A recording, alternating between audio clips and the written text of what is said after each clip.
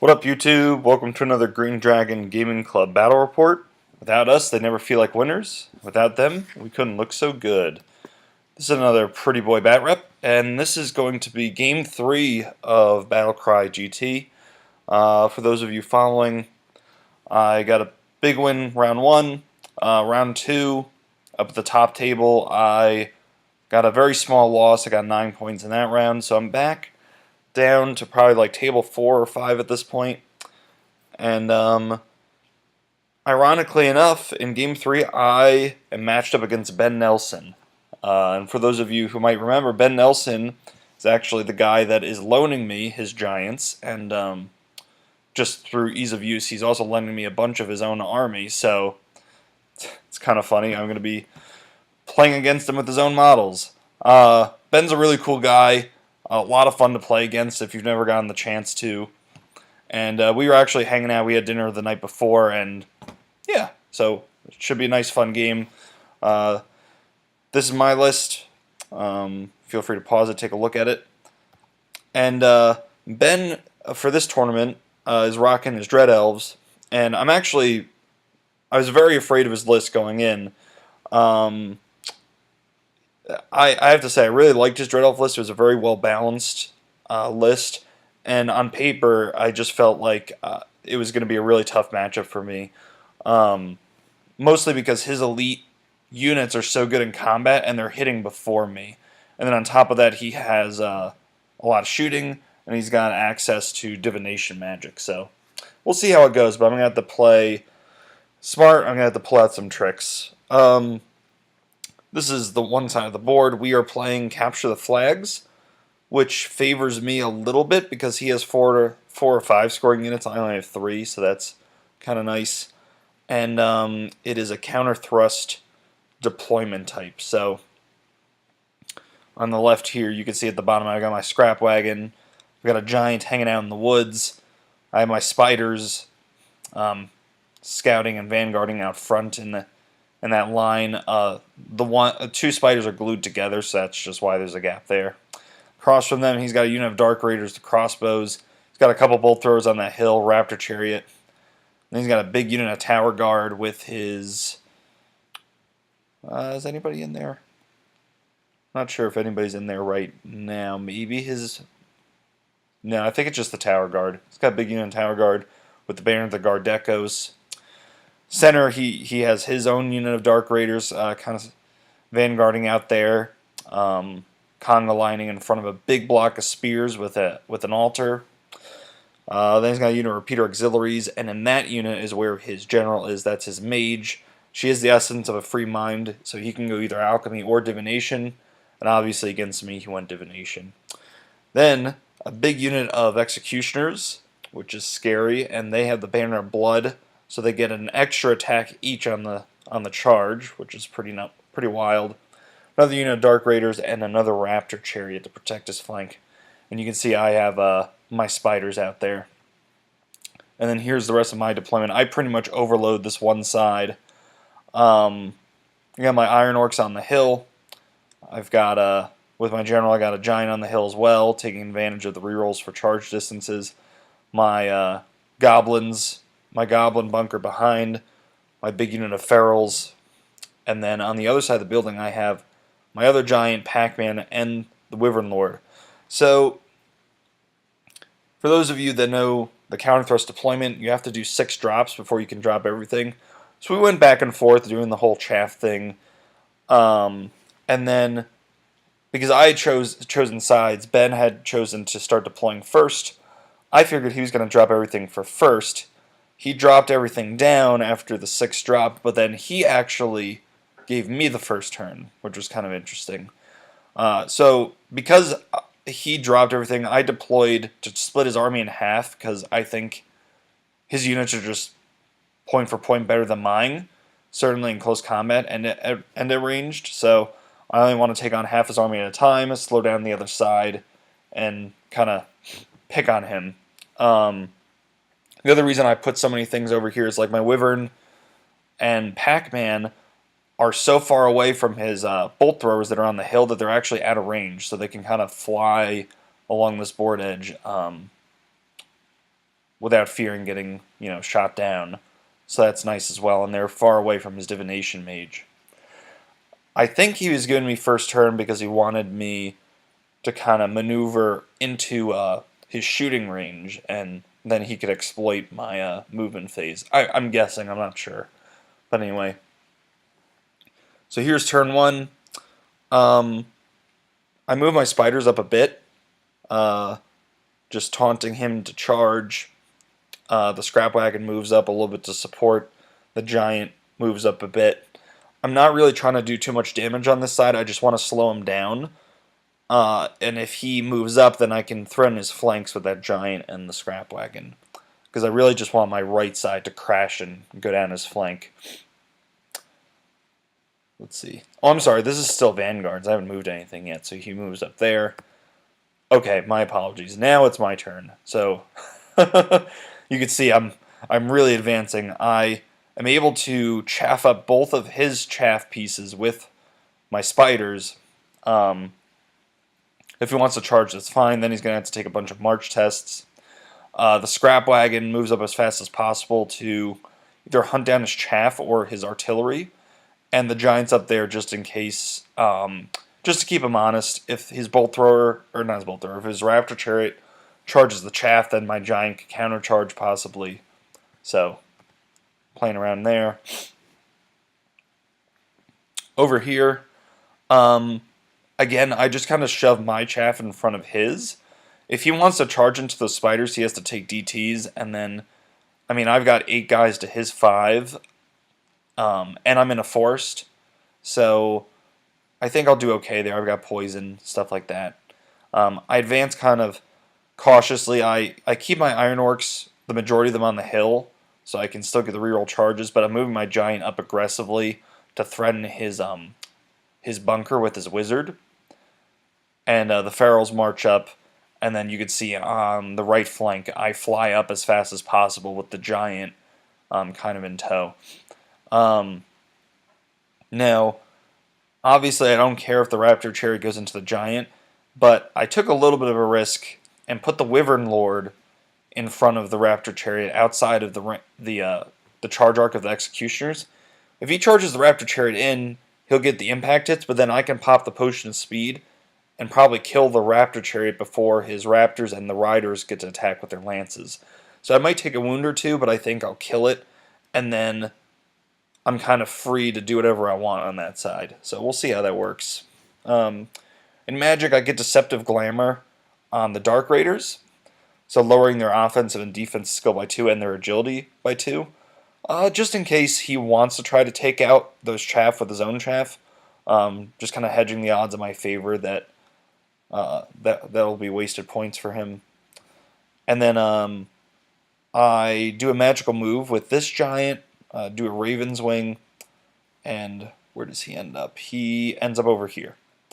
So really pushing the issue with this giant to go ahead and go after that wizard bunker, and he's out of the charge arc of the spears.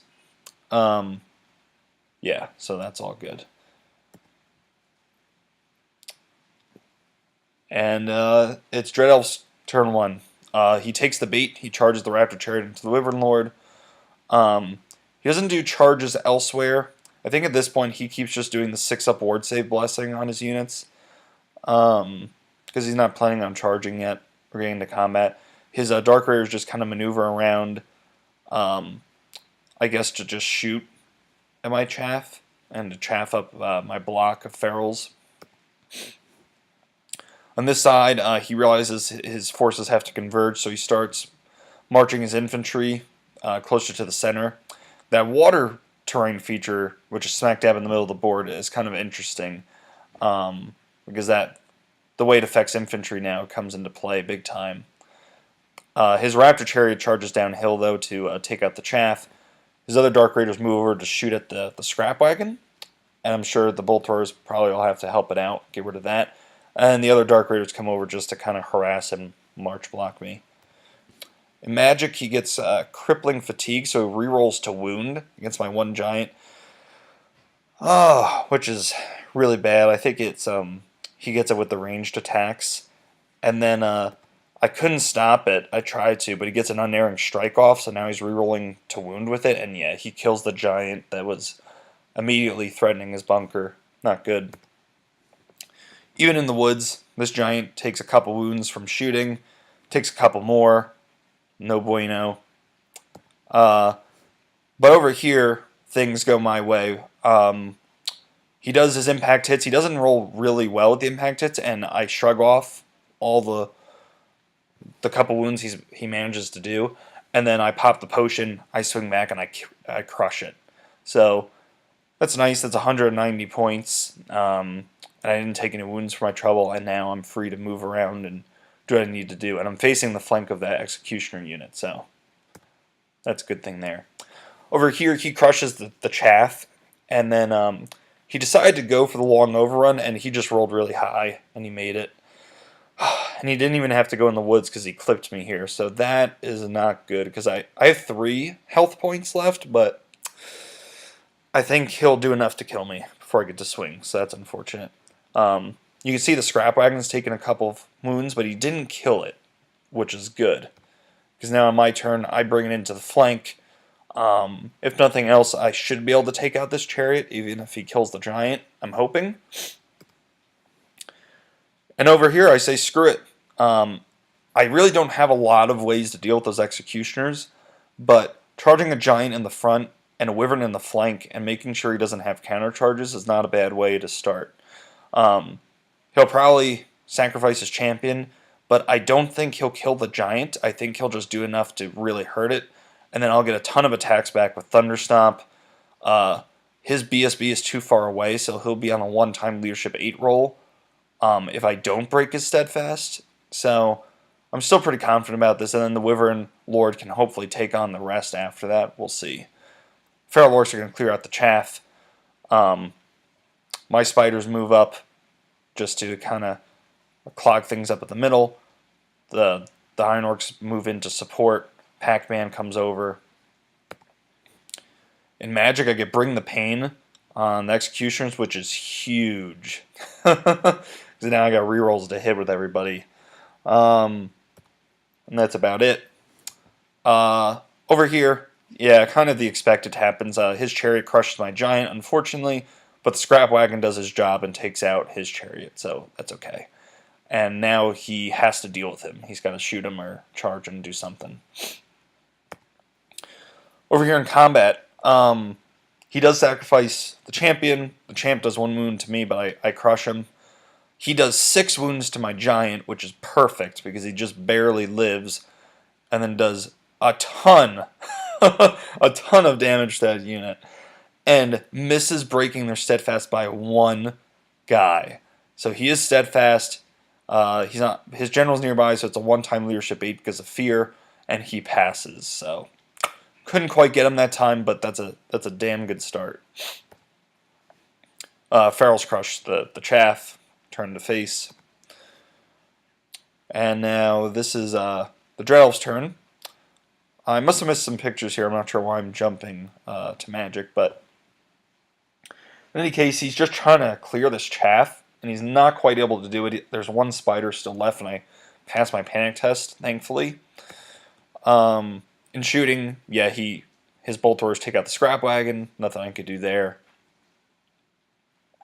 Then we go into combat, and he kills the giant, but my Wyvern Lord goes off, and he breaks. I think he was still steadfast at this point, yeah, because I don't have any ranks, and he had, I think, 1 rank left.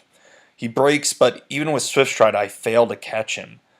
And on top of that, I don't clip the auxiliaries and hit them in the flank, so that's really unfortunate. I was hoping to scoop them up and then hit his bunker and just take that out. That would have been nice. Can't have everything, though. So in my turn, let's see, I think I charge. Yeah, so I charge the Wyvern into the flank of the bunker anyway. I'm hoping to crush it and then overrun long enough to catch those fleeing executioners. The Feral Orcs turn to face the rest of his army. That 1 pesky spider scuttles over the water and chaffs up his tower guard, which is perfect because now my Iron Orcs can move up unimpeded, threaten those spears across the water feature. Pac-Man comes over to clean up if needed. I get Deceptive Glamour off on the spears because that's really the only block he has that he can charge with. So just to even the odds a bit.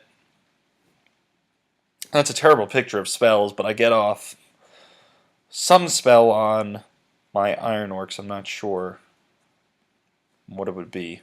I don't know. I'm not sure if it's really relevant. So the chasing continues. I do break his repeater auxiliaries with his mage. He flees, and again I can't catch them, even with Swift Stride. And of course I don't go far enough. I roll low, so I don't catch the executioners. So those are just points that I'm letting slip through my fingers right now. And as you can see, my Wyvern is in a bad spot because now I'm just ever closer to 2 bolt throwers. So really bad news. So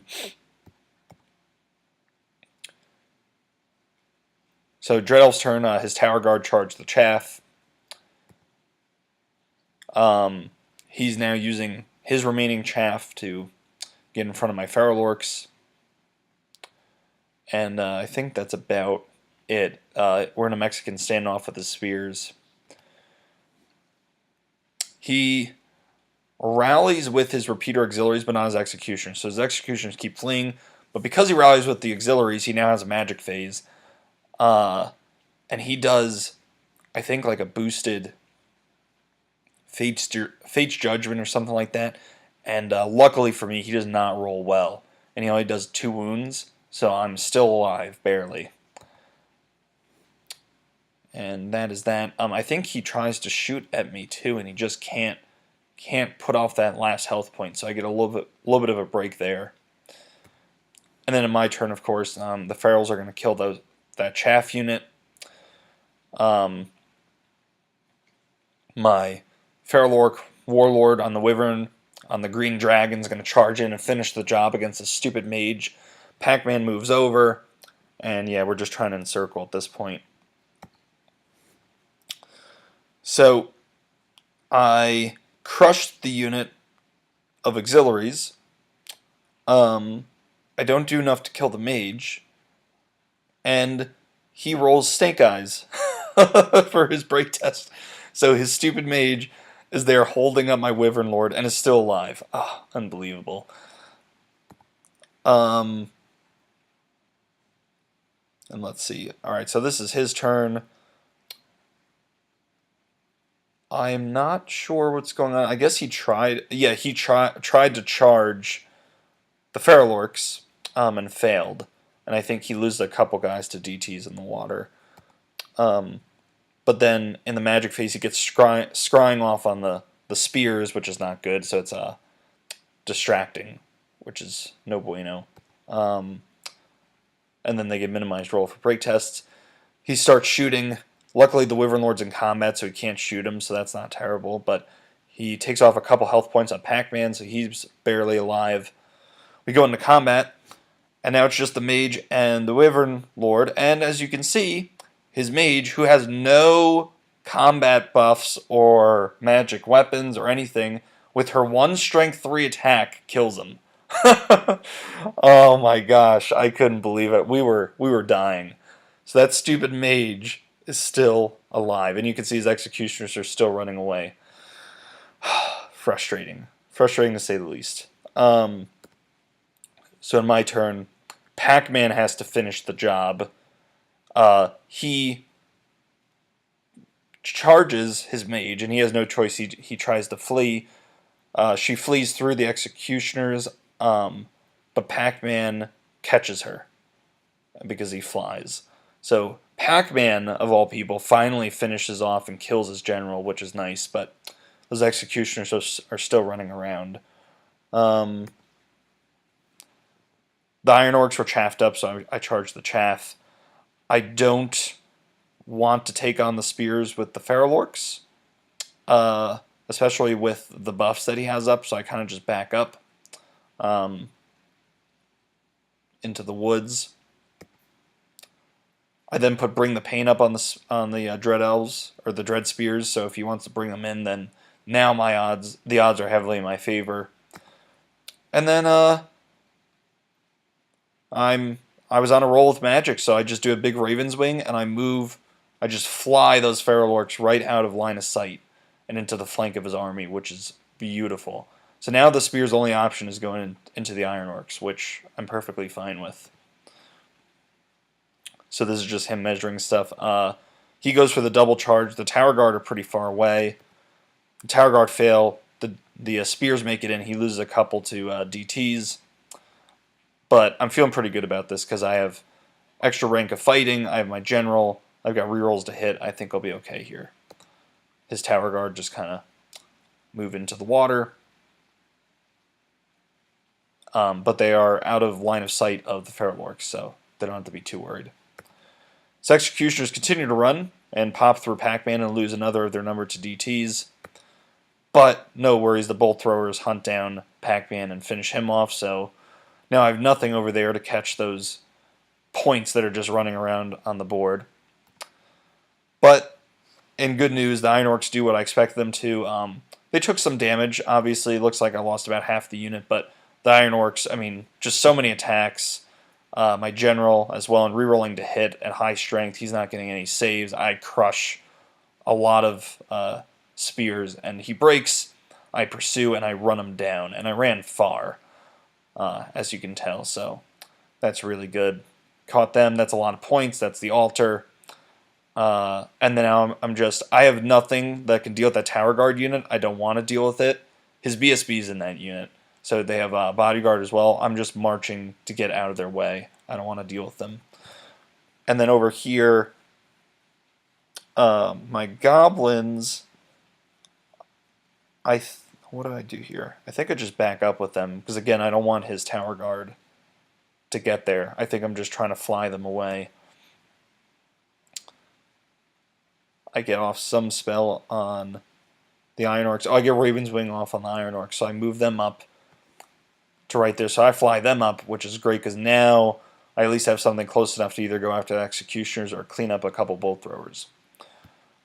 It's getting late game though.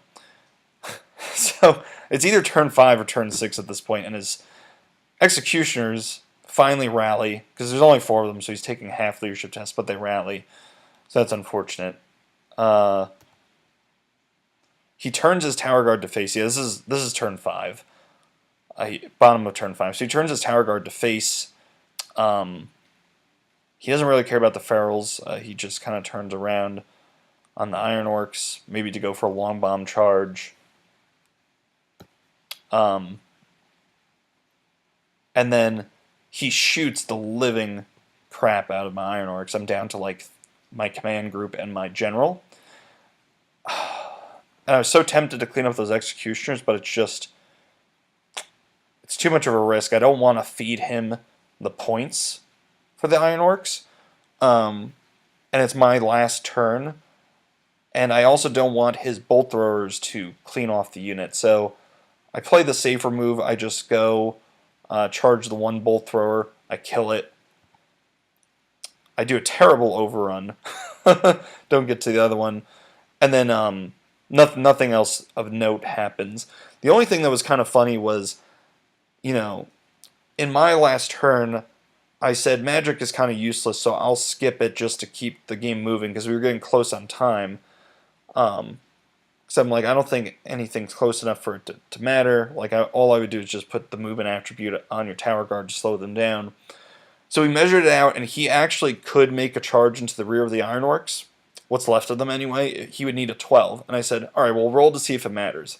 And he rolls a 12. So graciously, he let me do my magic phase, since it actually would have mattered. And yeah, it was no problem to get one spell off to just reduce their movement by 1. So then, therefore, making it an illegal charge. But yeah, that was the end of the game. This was an Orc and Goblin victory. I did win the objective. I was up on points, but not as much as I thought I would be. I bled a lot of points. I missed a good chunk of points by letting the executioners keep half their points. So, but still, solid win. Really fun game. It was a pretty close game up until the end there. Yeah. And let's see, MVP's definitely his Oracle. I mean, his Oracle, the divination magic, and the shooting and everything else. I mean, all my giants were dead by turn 2. His Oracle killed a giant just on her own. And then she stabbed my green dragon in the eye with a strength 3 attack and killed him. It was just unbelievable.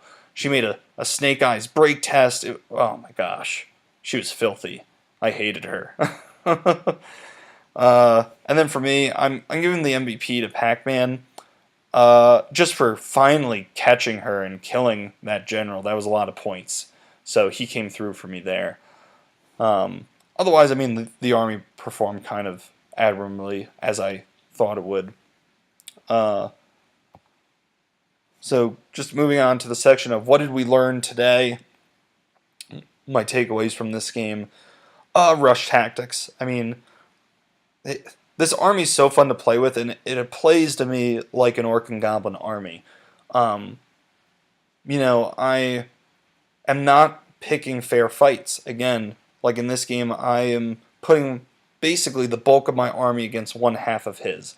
I'm just trying to gang up on him and outnumber him and get very, very favorable combats with multi-charges and rushing at him and just trying to slow down the other side. And it more or less worked.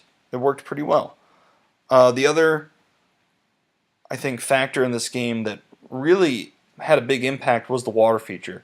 That big water piece right in the middle of the board really deterred us from engaging in the center.